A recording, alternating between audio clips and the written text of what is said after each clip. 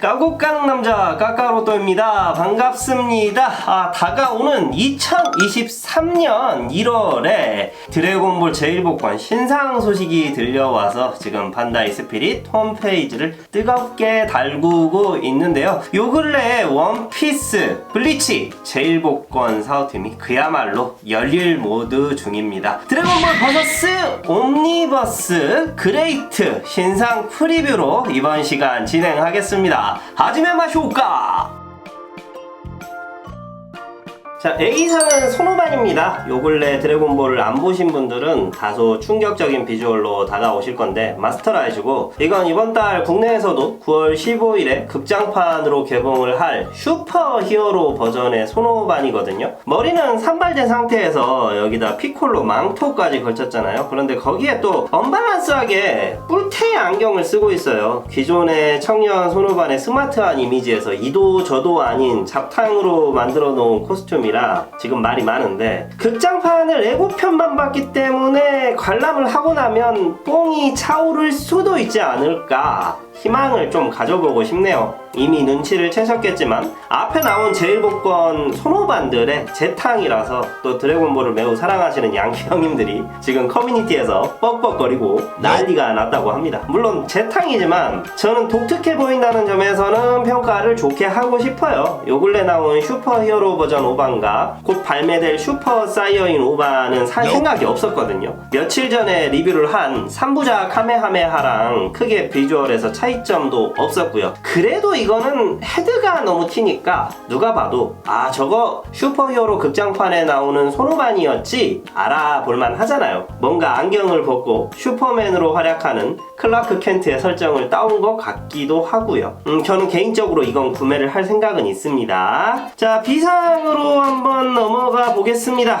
피콜로 잠재 능력 개방 버전입니다. 지난번 옴니버스 울트라 때도 소개를 했던 각성 모드인데, 자세히 보시면 이거 피부가 약간 오이피클 같은 컬러로 바뀌었고 팔에 나메크 성인의 특징인 주름이 사라졌어요. 중요한 건 이것도 재탕이다. 지금 손오반이 한 조형 가지고 총 3개 재탕을 하고 있는데 피콜로까지 같이 세트로, 그것도 뭐 약속한 건가? 피규어 역사상 유례가 없는 사제 재탕입니다. A, B상으로 묶어서 3연속 신상 제1복권으로 내보내고 계신데 대단하네요. 정말 어떻게든 재활용을 하겠다는 반다이의 의지가 저에게도 잘 와닿는다. 그래서 이 피콜로 같은 경우는 제가 별로 할 이야기는 없습니다. 아예 5반처럼 저거 극장판이다 그런 컨셉으로 잡아줬으면 괜찮았을 것 같아. 예고편에 보면 레드리본군 복장으로 변장을 해서 잠입을 하는 코스튬의 피콜로가 있어요. 차라리 이런 걸 내주지. 이제 드래곤볼 피규어는 멋있고 말고의 문제가 아니거든요. 없었던 모습을 색다르게 만들어주는 게 지금의 트렌드가 돼버렸단 말이야. 피콜로라는 캐릭터가 아직은 극장판을 안 봤지만 좀 안쓰러워졌어요. 변신을 시켜버리려면 확 시켜버리던지. 최근에 블랙 프리저도 나온 마당에 피콜로도 뭐 핫핑크 피콜로, 화이트 피콜로, 왜 이런 파격적인 색노리를 안 쓰는 걸까? 다른 캐릭터들은 지금 빨강, 파랑, 노랑, 블랙 아주 자유롭게 쓰는데 왜 피콜로만 초록색에 가두어 놓는 겁니까? 피콜로 캐릭터 좀 푸시를 해달라. 할 말이 없어서 농담으로 떼어봤고요. 다음 거 보겠습니다. 자, C상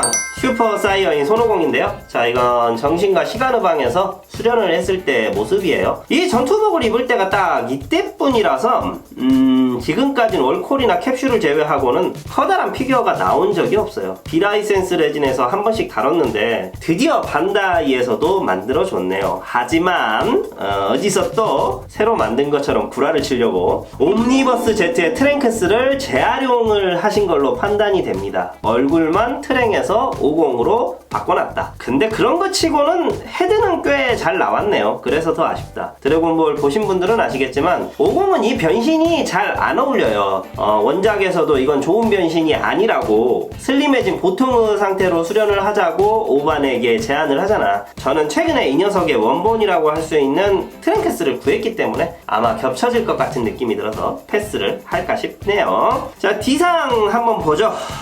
슈퍼 사이어인 손오반.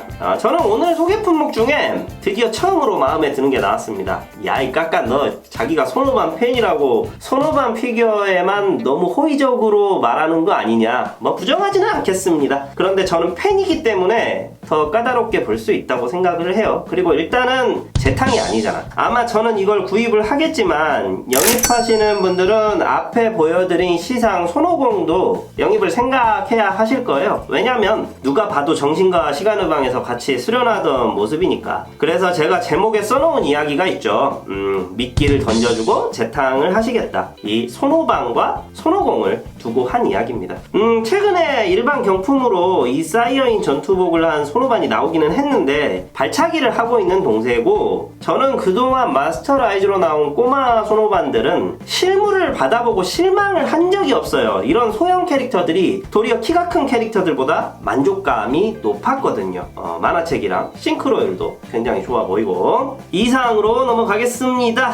죽다 살아나신 메카 프리저가 나왔고요. 퀄리티만 좋게 나온다면 아마 이번 제1복권의 최고 관심 품목은 이 친구가 될 겁니다. 앞에는 싹 사이어인이었지만 드디어 빌런 피규어가 나온 거고, 메카 프리저 피규어는 지금 드래곤볼 피규어 수집 짬밥이 꽤 있으신 분들께서도 이런 게 나오길 기다렸다는 의견이 주위에 꽤 많거든요. 사실 원작에서는 별 역할이 없잖아요. 잠깐 나왔다가 트랭크스한테 순삭당하니까. 하지만 그래서 눈에 더 들어오는 겁니다. 누가 봐도 어느 시점에 프리저인지 모습이 딱 떠오르잖아요. 저는 이게 피규어의 순기능이라고 생각을 해요. 모형을 봤을 때 원작을 연상케 하는 거. 그리고 조금 깊게 들어가 보면 예전에 나온 토이 페스티벌 한정판 좌상 콜드 대왕이 있습니다. 이제 드래곤볼 피규어 모으시는 분들 중에서는 꽤 깊게 모으신 분들이 아실 만한 상품인데, 이 상품이 콜드 대왕과 딸려있는 메카 프리저가 엄청나게 비싸요. 슈퍼레어야, 쬐깐한 게. 그래서 거의 가지고 계신 분들은 메카 프리저 없이 콜드만 가지고 계시거든요. 너무 비싸서 구입할 엄두가 나질 않거든. 매물도 없고요. 그래서 이번에 이거 나오는 걸 보고 주위에 콜드 대왕 가지고 계신 분이 그러시더라고요. 옳지, 이걸 구해서 토이패스 콜드 대왕 옆에다가 세워야겠다. 지금 재원이 19cm로 나와 있는데 그 제품과 비율이 얼추 맞을 거라고 생각을 해요. 퀄리티가 엄청나게 구리지만 않다면야 아마도 시장에서 꽤 선방할 아이템이라고 봅니다. 자, F상으로 넘어가서 볼까요? 이 메카 프리저와 같이 지구로 온 콜드 대왕님이에요. 최근 아까 말씀드린 드래곤볼 피규어 수집 경력이 오래되신 분들 사이에서 화제가 되고 있는 상품이 있어요. 플렉스사의 어라이즈 라인업에서 나온 이 콜드 대왕이 있는데, 제 채널에서 피콜로와 손오반으로 한번 소개를 했던 브랜드입니다. 이게 반다이가 아닌 플렉스사 제품이라서 발매가가 상당히 비싸거든요. 거의 여기서는 38cm의 재원으로 나와 있는데, 최근 이 상품을 구매하신 분들이 대단히 만족감이 높았다는 이야기를 하고 리뷰를 올려주셔서 저도 실물이 대단히 궁금한 상품이에요. 그런데 가격대도 가격대인데 이 얼라이즈가 물건이 많이 안 풀렸거든. 그래서 그걸 못 구하신 분들에게 이건 군침이 담기는 대안의 신상이다. 개인적으로 얼라이즈 라인업이 간만에 좋은 물건을 냈다는데 반다이가 이걸로 자국 내 회사를 팀킬을 한 느낌은 있어. 동세까지도 아예 똑같잖아. 다만 크기에서 이제 딜레마가 오는데 26cm라니까 얼마 전 인조인간 16호가 원작 내 비율에 비해서 너무 작다는 이야기를 했었는데, 아마 이 상품도 실물을 보면 똑같은 이야기를 할 거라고 생각을 해요. 그럼에도 불구하고 이 콜드 대왕도 이렇게 커다란 피규어로 반다이가 내주는 건 처음이라서 메카 프리저와 함께 이번 라인업에 투톱이라고 말씀을 드리겠습니다. 저도 지금 이 샘플만 보고 판단하기에는 앞에 D상, E상, F상까지가 제 적용 리스트에 자리를 했네요. 자, 마지막 상품을 한번 살펴볼게요. 라스트 원상은 완전체 셀이 나왔습니다. 트랭크스의 벌크업 변신을 보고 그런 변신이라면 나도 가능하다라고 비꼬던 장면 같은데, 일단 주위의 의견은 기존에 나왔던 셀이 엑스트라 사이즈로 나왔기 때문에 했는데 이거 역시 엑스트라로 나와줬어야 했다. 그래서 더 벌크업 되었다는 원작 설정이지만 분명히 덩치는 더 커졌는데 기존 거보다 키가 작으면 이것도 또 우스워 보일 것 같다는 생각은 들어요. 그리고 덩치뿐만 아니라 호불호가 갈릴 건데 기존 상품들과 다르게 이 거친 질감으로 마감을 했다는 게 샘플에서도 느껴집니다. 이번에 히스토리 오브 더 필름에 나온 브로리도 그런 마감을 했는데 실물 사진을 보니까 생각보다는 나쁘진 않았거든요. 그런데 확실히 다른 제품들과 표현을 너무 동떨어지게 해놔서 따로 놓을 것 같다는 불안감은 어쩔 수가 없어요. 개인적인 생각엔 완전체 셀이 지난번 제일복권으로 매력이 어필이 되었다고 생각을 해서 이번에 라스트 원상에 인질로 잡은 것 같은데 샘플만 봐서는 일단은 제 취향은 아닙니다. 차라리 점프 편집부에서 못생겼다고 질색을 했던 2단계 모습의 셀을 만들어줬으면 제대로 인질을 잡혔을 것 같은데 라인업 구성이 라스트 원상에서 아쉬움을 더했다.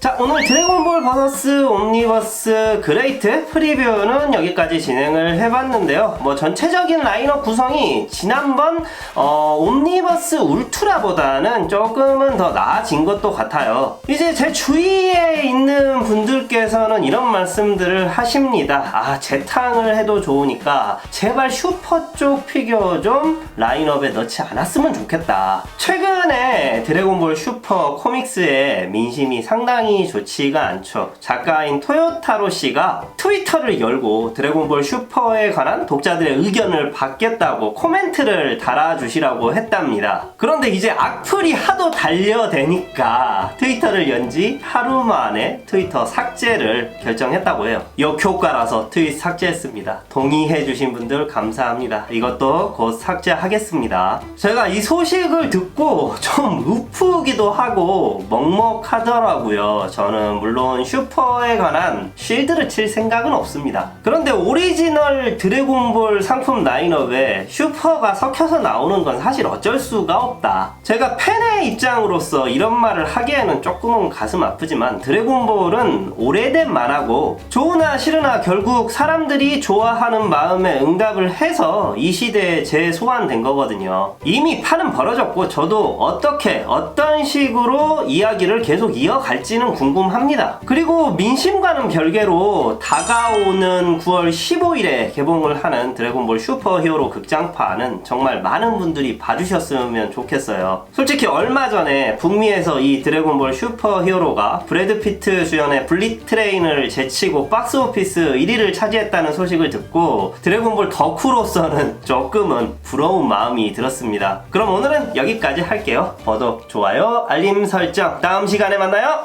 까바!